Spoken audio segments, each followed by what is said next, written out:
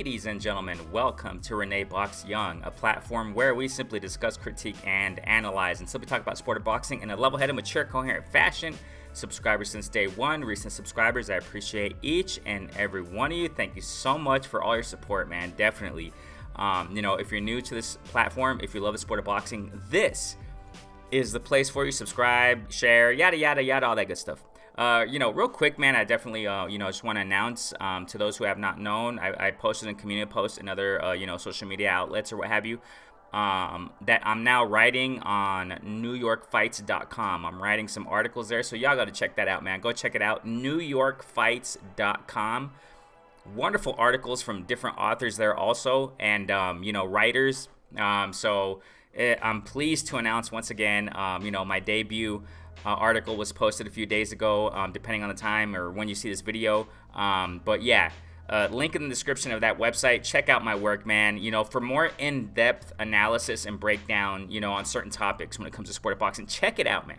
All right, so I definitely want to talk about, man, a recent interview that, Eddie Hearn came out with. Shouts out to Fight Hype, definitely. Wonderful, content they're pushing as other platforms, that give us the content and the media, interviews or what have you. It's awesome stuff, man. And Eddie Hearn coming out talking about fighters asking too much. Now check this out, man. I posted a couple videos concerning this. Y'all check the channel out. I posted a couple videos, talking about this. I don't do that pocket watching stuff, but this stuff is in our faces, man. This information that's coming out via these interviews, and it's important information. It's information that is quite, it catches my attention. Why? For the following reason, man. So Eddie Hearn is talking about how fighters are asking for a lot of money, man. That's just what it is. They're asking for a little bit of too much money. And it's as simple as that. Eddie Hearn is breaking down how fighters, specifically he brought out a example of Teofimo Lopez, how they're asking for too much money. I remember some time ago where the whole drama thing, the whole drama show of the anticipation of a possible fight between Teofimo Lopez and Devin Haney. It was some time ago. I don't remember when it was, man. It was when Devin Haney was still fighting at 35 and blah blah, right? So there was an interview floating around out there where Teofimo Sr., he was, interviewed briefly and asked, oh, what about Haney? We want 20 million. We want 20 million, and those are the kinds of things that Eddie Hearn was kind of talking about and, implying that fighters are asking for too much money. Like I said, I pushed a couple videos concerning this, and these are the things that it seems they potentially, keep us from watching great fights, man. And I understand from both points of view. Eddie Hearn, it seems like he was talking very, very, sensibly. He was sensibly talking and breaking it down, man. The logistics of it, not in detail. I am one who have criticized Eddie Hearn, because one thing about Eddie Hearn is that he talks a lot, man. He talks a lot throughout the years, and that's something I haven't really, it disappoints me sometimes because a lot of the things he says don't really come to pass sometimes when it comes to big fights and, getting fans excited and like, oh man, Eddie Hearn's talking about this and he's talking about they're trying to get it down, they're trying to get through with this fight and looks like it's going to happen. We might have it. It's around the corner maybe, and then, all of a sudden it doesn't happen. So, that's one thing, but however, I must give him definite props, man, for what he said here. And just generally as a fighting, a boxing promoter, like, these promoters, man, I give them their props. Even though, of course, we criticize some things, but generally speaking, man, they're bringing us great shows. You know what I'm saying? Whether it be DAZN, whether it be Matchroom, whether it be Top Rank, PBC, blah, blah, blah, yada, yada, yada.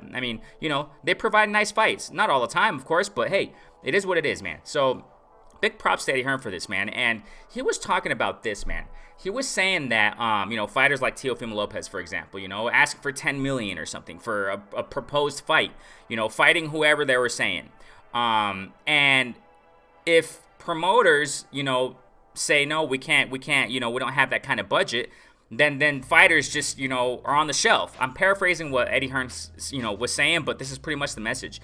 That a lot of fighters who ask for too much, or fighters out there who ask for too much, and if they're not giving what they're asking, okay, as far as purses, then they'll just stay on the shelf and wait around. We see this time and time again, ladies and gentlemen, and this is what causes sometimes fighters to be so inactive out there, and it's true. Eddie Hearn was breaking down how, particularly Teofimo Lopez, how he doesn't even sell out the Madison Square Garden Now, it may be debatable. I really don't know, and I don't pay attention to how many people are in, events and stuff like that, and do pay-per-view counts and stuff like that. Me, as a boxing fan, I can really care less about it. But, I mean, it's important for promoters because we understand boxing is a business, ladies and gentlemen. This is a business. Now, check this out. Let me throw this in here real quick. And it connects to what I'm saying. Leonard Ellerbe. Okay, Leonard Ellerbe and the way that they're, moving Gervonta Tank Davis. And I know people out there will say, yeah, well, Gervonta Tank Davis, he's not working with, or he's not, in Mayweather Promotions or what have you. We know, we can use common sense that these guys are influencing Gervonta Tank Davis and they're guiding his career still. Even though whatever he's doing, whatever Gervonta Tank Davis is doing as far as, him being independent or a free agent, whatever he is, man, Mayweather's right there by his side, man. Let's just not be foolish about it. You know what I'm saying? We got to use common sense here. Ellerbe also is right there. So, Ellerbe, he's been saying it for years that one of their main goals for Gervonta Tank Davis in the duration of his career, he said this years ago. I mean, I'm paraphrasing it, but it is what it is. It's that their focus and their focal point for Gervonta Tank Davis was to make him a star, star status, star whatever, however he termed it. Leonard Ellerbe in several interviews out there that, we want to make, Gervonta Tank Davis one of the biggest stars out there, the biggest star, the face of boxing, whatever. So it's not, it's about putting butts in seats. And that's the one of the perspectives of promoters. They have to put butts in seats, man, because that's what brings in the revenue. That's what brings in the commercial value. That's what brings in more sponsorships. That's what attracts these, networks or whatever, And it's true. It's true, man. And the way that, Gervonta Tank Davis has been moved and the opponents he's been fighting, knockout after knockout. That's what fans want to see. They want to see action. They want to see, somebody get pulverized. A lot of fans out there. Even though, on the flip side, there's a certain amount of fans that want to see Gervonta Tank Davis fight the best out there, which it seems it hasn't necessarily been happening, But he's putting butts in seats, I guess, Ryan Garcia versus Gervonta Tank Davis. I mean, Ryan Garcia, look, he's not necessarily fighting, the top elite constantly, Ryan Garcia. His first was Gervonta Tank Davis, and look at how many people, that was amazing pay-per-view sales and viewership and yada, yada, yada. Because Ryan Garcia, he pulls in a lot of people, man. He has a huge following. You already know the story there. Gervonta Tank Davis also has a huge following. And that's the thing, getting back to Eddie Hearn, that was a point he was making, that he wasn't using those examples. I'm using these other examples, just to consolidate, to support what Eddie Hearn was saying. And he was getting back to Teofimo. So he said that he was talking about Teofimo. He doesn't attract many people, man. I mean, let's just be factual there. Teofimo, yeah, he may be considered a star and stuff like that, but is he really pulling in casuals like that? Because you got to pull in casuals. And for a fighter, that's what it is. And this was his point, that if you're not pulling in that many people, and you're not that big of an attraction, and you're asking for ridiculous amounts of money, it's not possible. And then he talked about if fighters were in charge, okay, of a show, of an event, and they're gonna see quickly, they're gonna find out very quickly the budget and how unrealistic it is for, to give what fighters are always asking for, or to give what fighters are constantly asking for. And then they talked about what's the basis, men lie, women lie, numbers don't lie. And that's pretty much the message of Eddie Hearn. And I think of a lot of these promoters, man, these fighters are asking for so much money, but what's the basis and what's the grounds of you asking for so much money? Because I'm worth it, that's it. That's kind of what Eddie Hearn was talking about. And he does have a point, ladies and gentlemen. He does have a point. And this is what causes, once again, fighters to be inactive. Eddie Hearn was talking about that also. He mentioned it. He just made a quick mention about it, And they don't take, the fights. Some of these fighters out here who are asking for too much money, they don't take the fights in order to be active, lower pay, less pay. They don't do that. They choose to just wait around and wait for that big paycheck.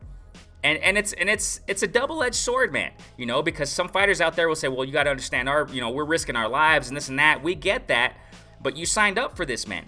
You signed up for it. Now, this is the thing about it. Bud Crawford recently coming out too. He's been saying it. This is the thing.